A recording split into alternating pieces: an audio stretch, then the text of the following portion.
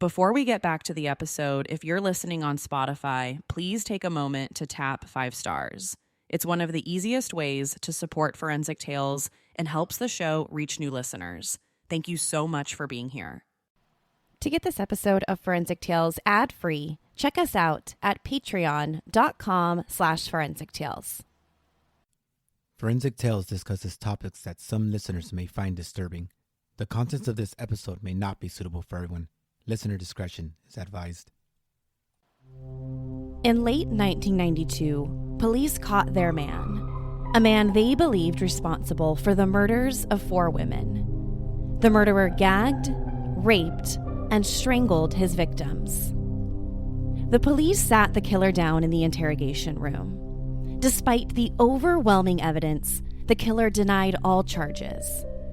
He said, "It's not me, Thomas, but I know exactly who committed these atrocious crimes."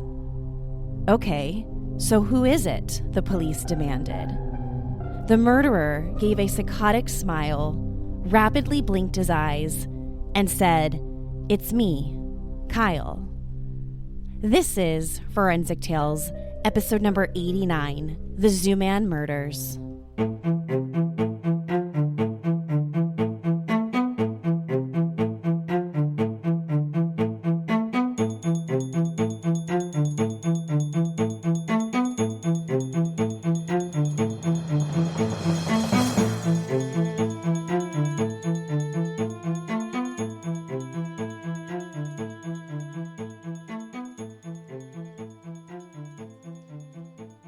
Welcome to Forensic Tales. I'm your host, Courtney Fretwell. Forensic Tales is a weekly true crime podcast covering real, spine-tingling stories with a forensic science twist. Some cases have been solved with forensic science, while others have turned cold.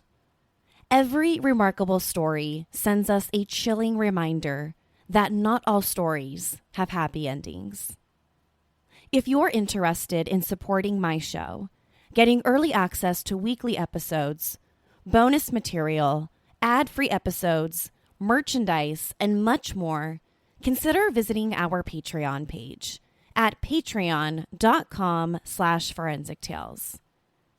Another great way you can help support Forensic Tales is by leaving us a positive rating with a review or telling friends and family who love true crime about us. Now, let's jump right into this week's case. On October 20th, 1992, a hunter walking along Cahaba Lane in Knoxville, Tennessee, made a shocking discovery.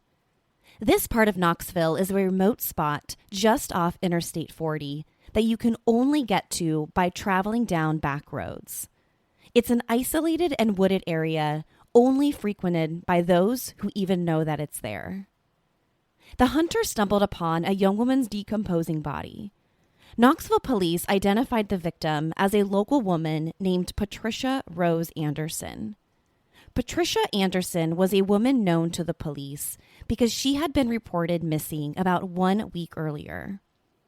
Her body was discovered underneath a mattress, which indicated to the police that whoever killed her did a sloppy job of covering up her body. She'd been strangled to death with her legs and hands bound together. But the most disturbing part of her murder wasn't the fact she was strangled or bound. It was the fact that at the time Patricia Anderson was murdered, she was pregnant. About 1 week after the hunter's discovery of Patricia Anderson, 2 more decomposing bodies popped up in the same area of Cahaba Lane. Both victims were female, and just like with Patricia Anderson, they were bound and dumped in the woods. Based on the forensic pathologist's findings, it appeared that one of the victims had recently been killed, while the other victim seemed to have been in the woods for a while. That's because some of the women's body parts were missing. On October 27th, a 4th body was discovered. This time, however, only partial human remains were left. The 3 victims were identified as Darlene Smith, Patricia Ann Johnson, and Susan East. These discoveries suggested to the police that this part of Cahaba Lane had been a dumping ground for a serial killer. All 4 victims were in different stages of decomposition, suggesting that they were killed and dumped at different times. Some were recent. At the same time, others were dead for weeks, maybe months.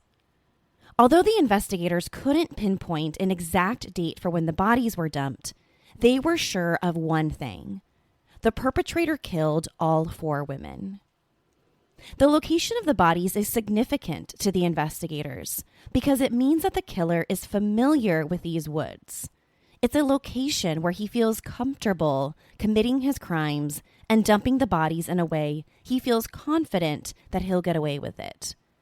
It's also a spot located not too far from the Knoxville Zoo. After the 4 female victims were identified, the Knoxville police made an important connection in the case. They learned that all but one of the women had ties to sex work. The only one not believed to have worked as a sex worker was Susan East.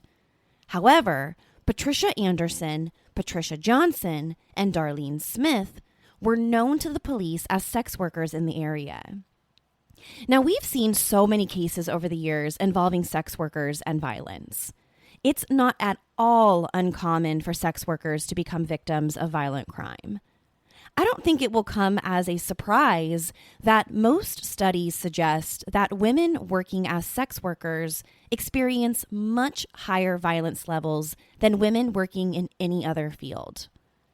This type of violence comes in the way of physical abuse, psychological abuse, and sexual assault.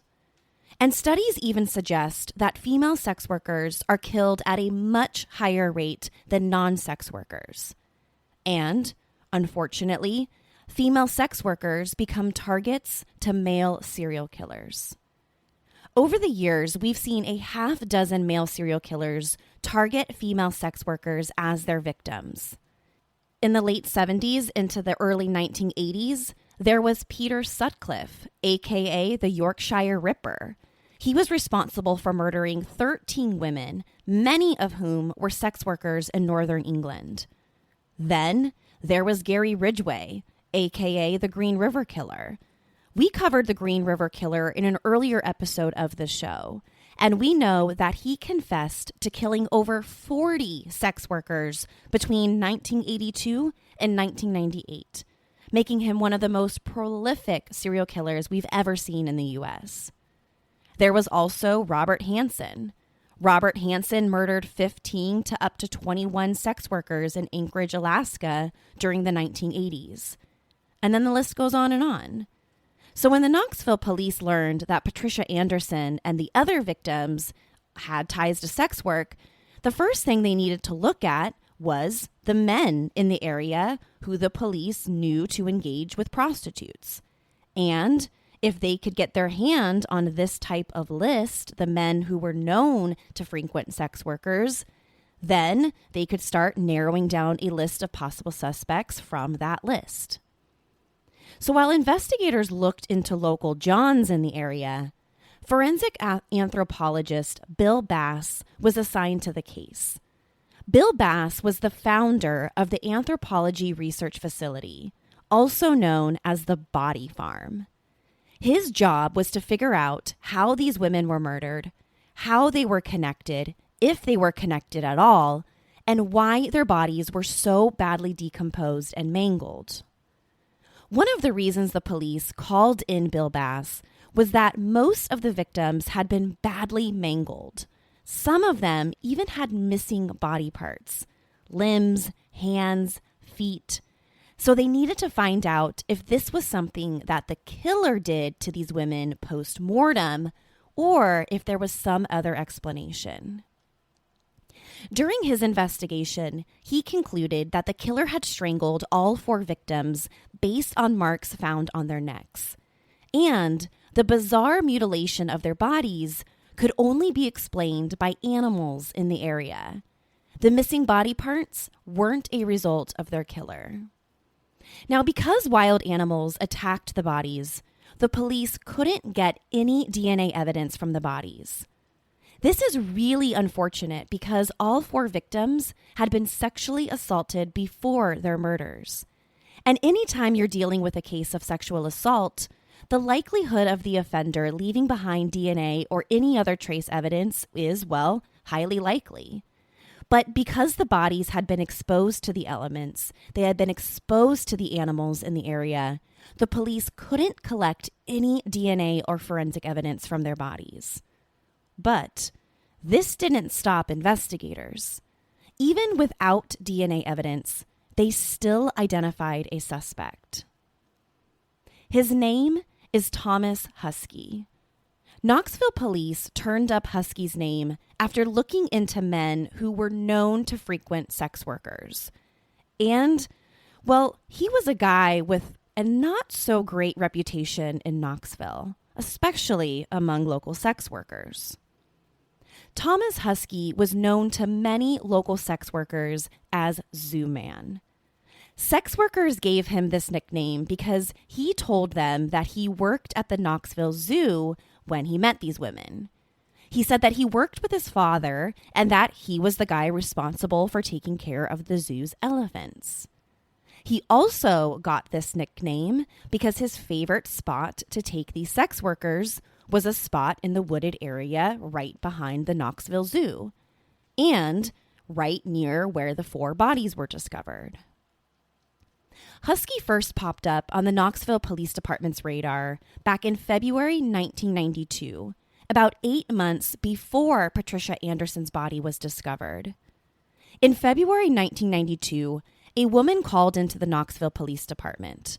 She told the police that a man robbed her and sexually assaulted her near the Knoxville Zoo in the wooded area.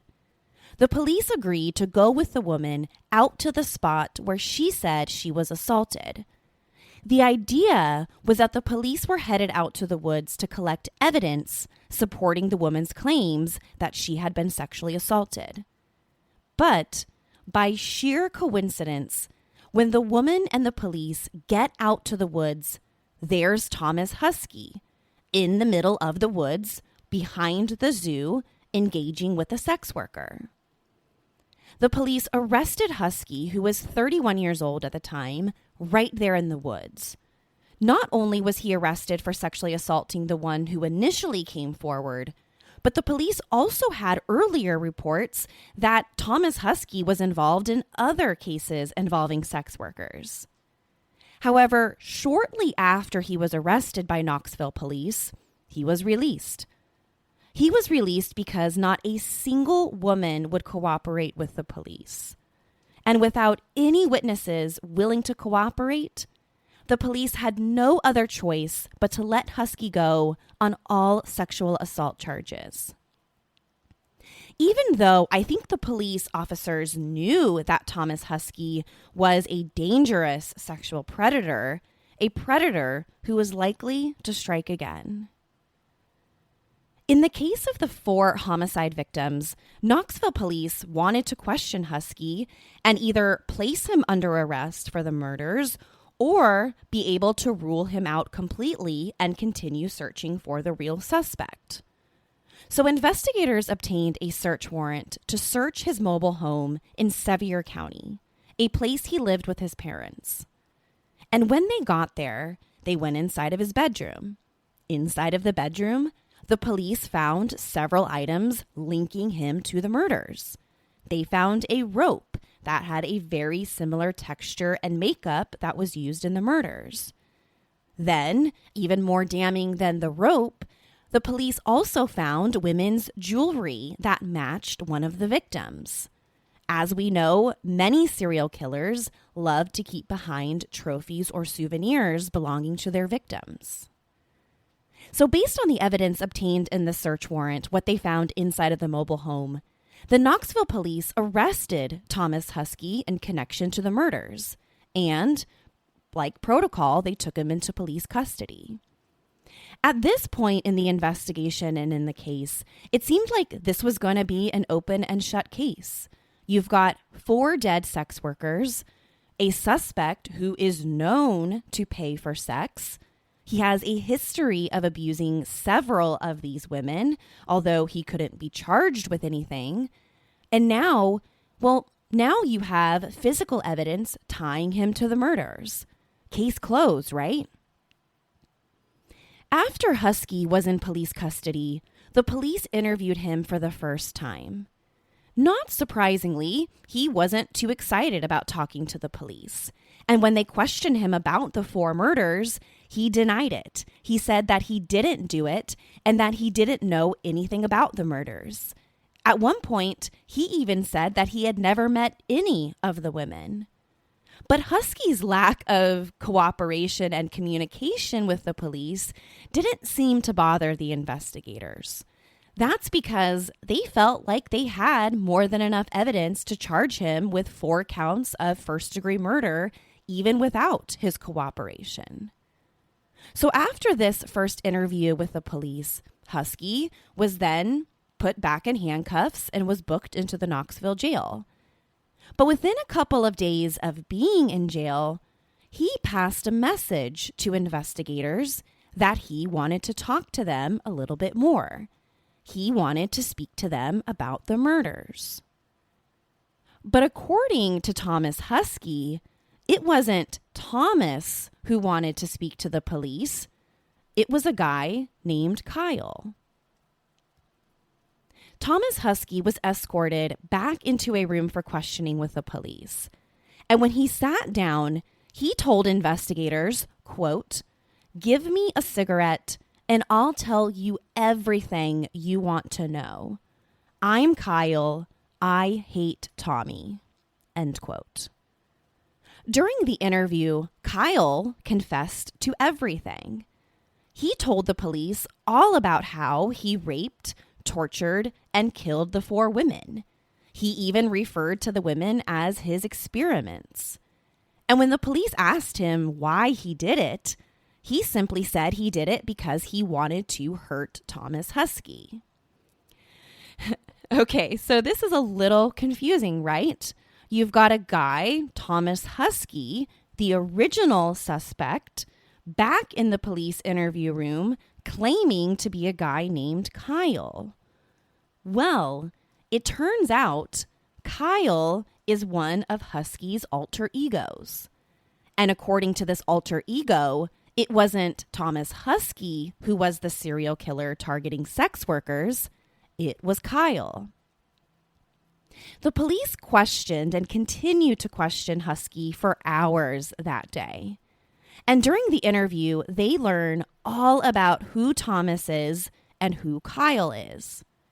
Thomas is a nice, well-mannered person. Kyle is rude and aggressive.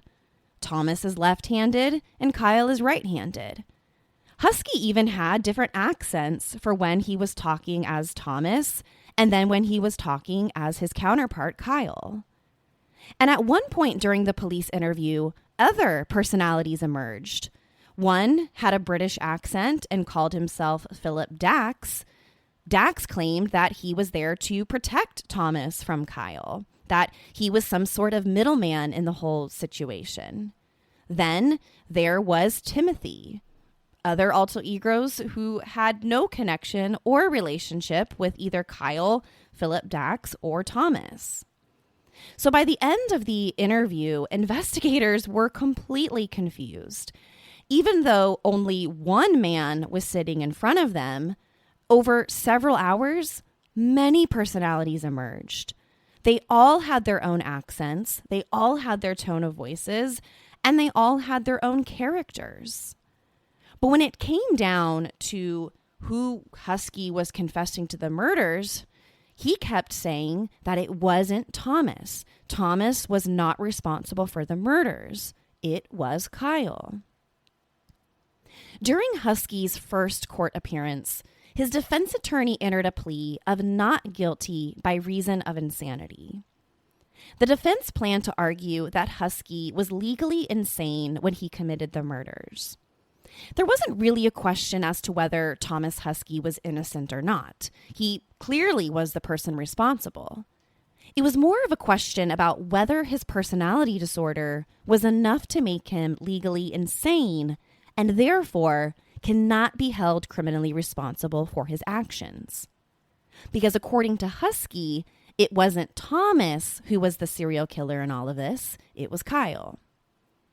The investigators and the prosecutors believed they caught their serial killer, and they thought Husky was trying to fake his way out of everything. They weren't buying into this whole multiple personality thing or this alter ego thing he was claiming. The prosecutors in the case even pointed to the fact that one of Husky's personalities, the British accent Philip Dax, was something that Husky came up with after watching a television show while he was in the Knoxville jail.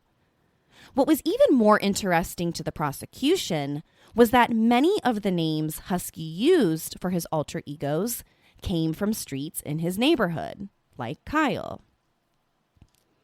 So before Husky was put on trial for the 4 murders, the prosecution decided to charge him with 3 sexual assaults and kidnappings he allegedly committed before these 4 murders even happened.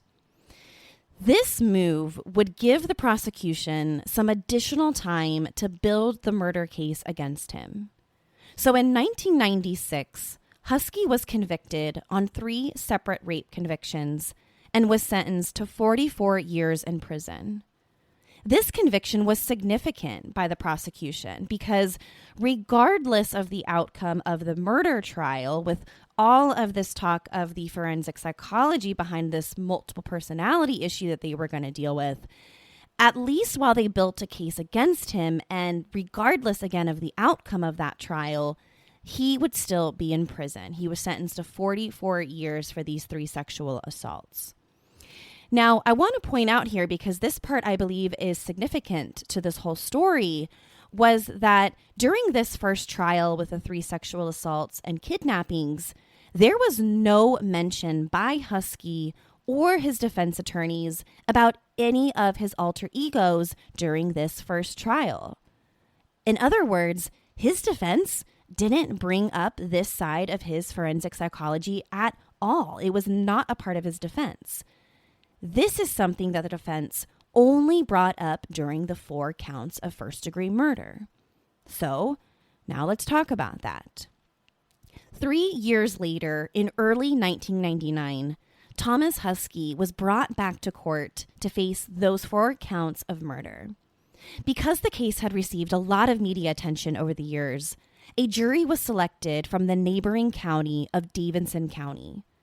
This decision was made to make sure that Husky would get his best chance at a fair trial. But anytime there's a case involving local sex workers and local serial killers, getting a fair trial and avoiding media attention is going to be next to impossible. Because within days, the trial became a media sensation. The media broadcast the Zoo Man's trial every single day on court TV, and hundreds of people gathered outside the Davidson County Courthouse every day. People were fascinated by this story of a local man accused of killing sex workers because he liked having sex with them behind the Knoxville Zoo. Husky's defense claimed that he suffered from dissociative or multiple personality disorder, and that his alter ego Kyle committed the murders. But according to the prosecution, Husky is faking his psychological condition, and that many of the names of his alter egos came from the show like Days of Our Lives. It was also about to become a criminal trial with conflicting forensic experts. If you're like me, you're a bit overwhelmed by all the teeth whitening products on the market today. This next sponsor has provided me with some very interesting facts to pass on to you.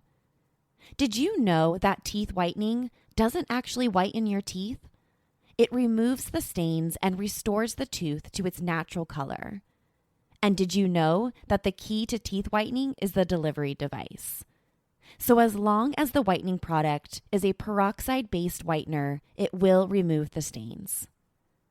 The number 1 whitening device recommended by dentists is the custom-fitted tray. You can have your dentist make your trays for $300 to $600, or you can head over to smilebrilliant.com and use their lab direct mail-in process for a fraction of the price you would pay at the dentist. Oh, and if you grind your teeth at night, you can also purchase a Smile Brilliant custom-fitted night guard, once again, for a fraction of the price the dentists charge.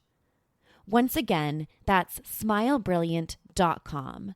Be sure to use the promo code TAILS at checkout to get 30% off your entire order. Smilebrilliant.com, promo code TAILS to get 30% off. Dr. Jeffrey Erickson was the first forensic expert called to the stand to testify on behalf of the defense. According to Dr. Erickson, Thomas Husky suffered from a brain disorder when he was examined back in 1977. Dr. Erickson first met Husky when he was only 16 years old after he broke into a house and stole money near the Knoxville Zoo. After examining Husky, Dr. Erickson concluded that from a very young age, Husky suffered from a serious brain disorder that could lead to a dissociative personality disorder as an adult. Other forensic experts hired by the defense argued that they met Kyle before. They testified to the jury that his multiple personality disorder came from a trauma he suffered as a young boy, including a specific time when he was sexually assaulted by a woman named Connie. Defense psychologist Diana McCoy testified that she interviewed Zooman 27 times over 3 years in jail. And according to McCoy, she met these alter egos several times during their interviews. In fact, these alter egos made regular appearances. Kyle, Timmy, Larry, she knew all about them. And during these 27 separate meetings, she concluded that he was absolutely insane at the time of the murders. She said that several factors contributed to his mental illness, including being raised at a zoo. Physical and sexual abuse by some of his teachers in school were also noted in the reports, and his alleged involvement in a prostitution ring as a young teenager, and an alleged gang rape that he was involved in.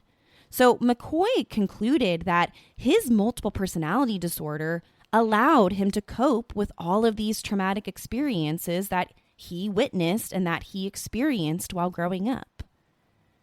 But experts for the prosecution presented a much different story.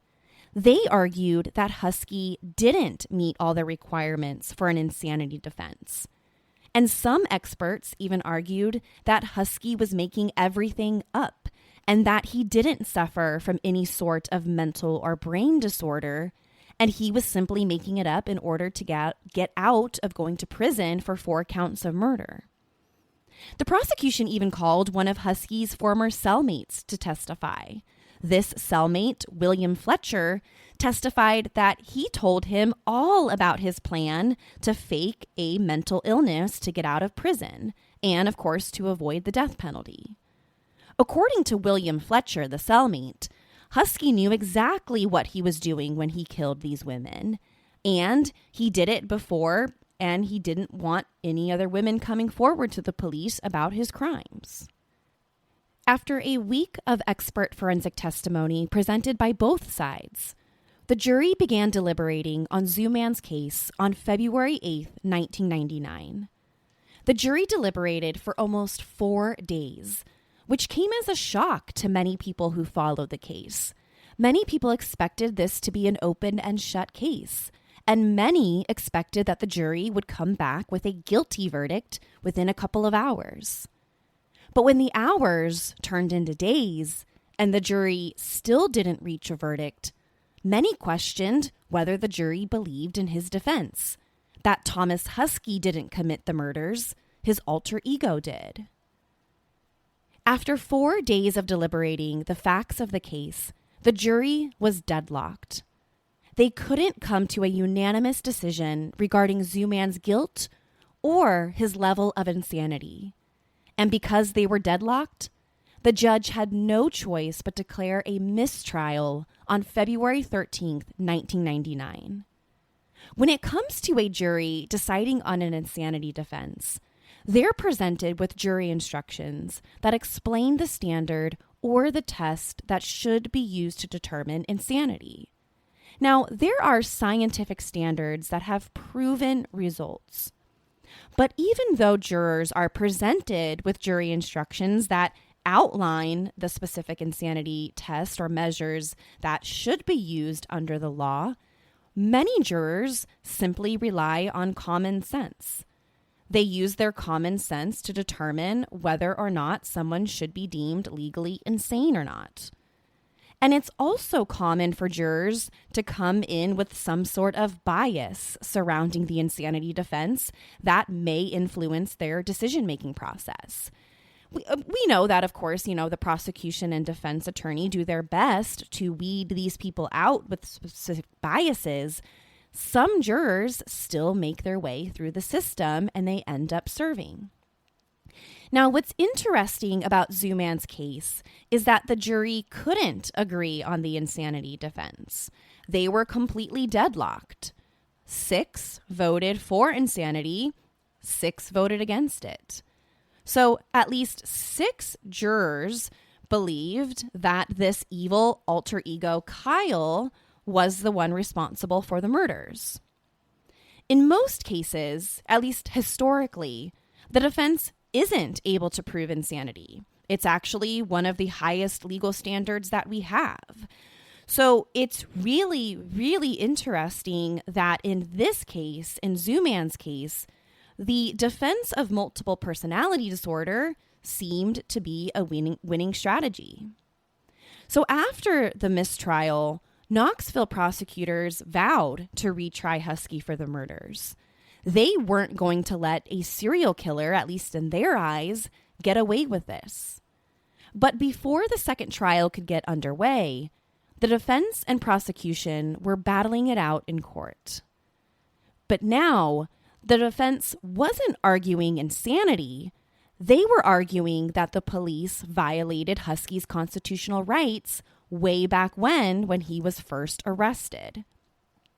The police said that the Knoxville police executed an illegal search warrant when they searched his mobile home and found that evidence linking him to the murders. They also said that while in police custody, his confession had been coerced.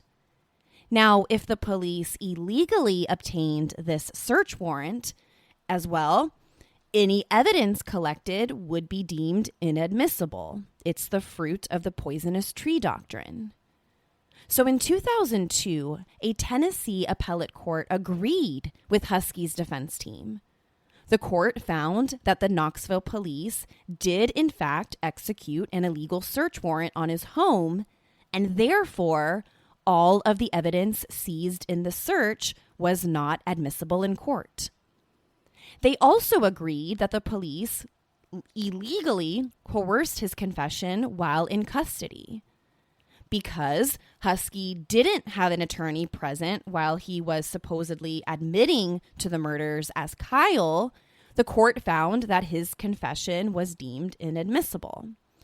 And if prosecutors decided that they were going to retry him for a second time, they weren't allowed to use either the evidence obtained in the search warrant or the taped confession. After this devastating ruling, prosecutors were left asking themselves, do they have enough evidence to retry him? They can't use his taped confession where he admits to murdering all 4 women. They can't use the jewelry found in his parents' trailer home. Without these 2 key pieces of evidence, the prosecution doesn't have anything. During the initial investigation, they never found any physical or forensic evidence linking him to the murders. No DNA on the bodies, no trace evidence.